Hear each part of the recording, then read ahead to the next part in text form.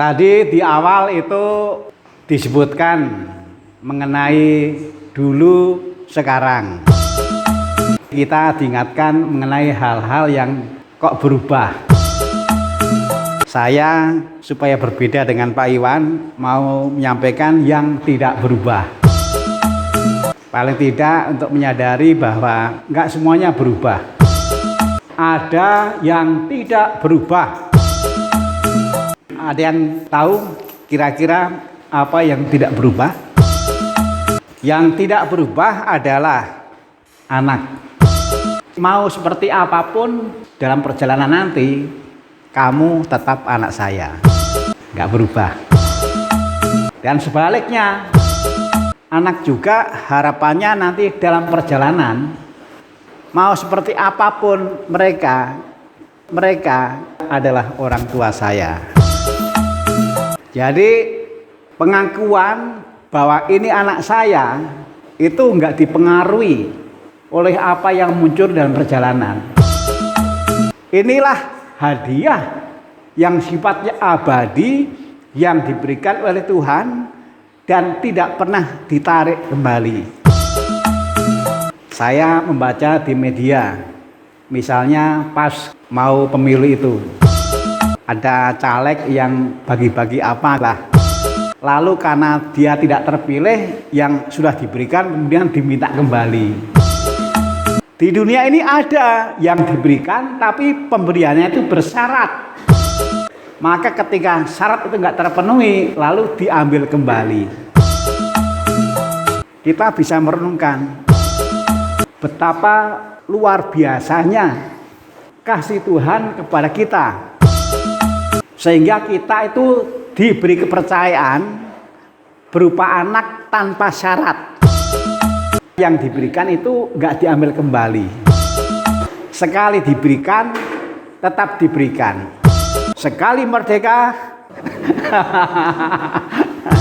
Jadi ini tidak berubah.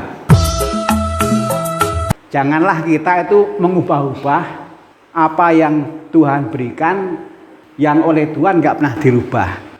Yang tidak pernah diubah oleh Tuhan, jangan oleh kita diubah-ubah. Kalau diubah-ubah itu berarti ada sesuatu yang keliru. Kan ada orang tua yang wah dia cerita kemana-mana tentang anaknya ketika anaknya berhasil. Tapi kalau anaknya itu sebut sajalah kurang berhasil, lalu diam. Sehingga anak merasa nggak diakui. Jadi ini dalam perjalanan ada perubahan. Karena mengakui bahwa itu anak saya, itu ternyata bersyarat. Ketika berhasil diakui, ketika tidak, lalu nggak diakui. Mungkin kalau misalnya anaknya dua, yang diakui hanya yang berhasil. Kalau yang satu itu nggak berhasil, ditanya orang anaknya berapa? Satu. Oh, yang satu kemana? Kita mau berfokus pada yang tidak berubah. Anak-anak juga nanti kita didik supaya anak juga berfokus pada yang tidak berubah. Seperti apapun dalam perjalanan, ini adalah anak saya, dan ini adalah orang tua saya, dan ini adalah nenek saya. Karena ada yang mewakili orang tuanya, untuk cucunya nggak apa-apa. Jadi seperti apapun, ini adalah nenek saya, ini adalah kakek saya. Nah, tetapi untuk seperti itu memang mental harus disiapkan. Kita harus mempersiapkan mental, kita harus mempersiapkan sikap, membina sikap, supaya yang oleh Tuhan diberikan secara abadi juga kita terima secara abadi. Dan kenyataan itu memberi banyak pelajaran. Waktu hari Jumat Kliwon kemarin, saya itu ke makam di Sukamulya.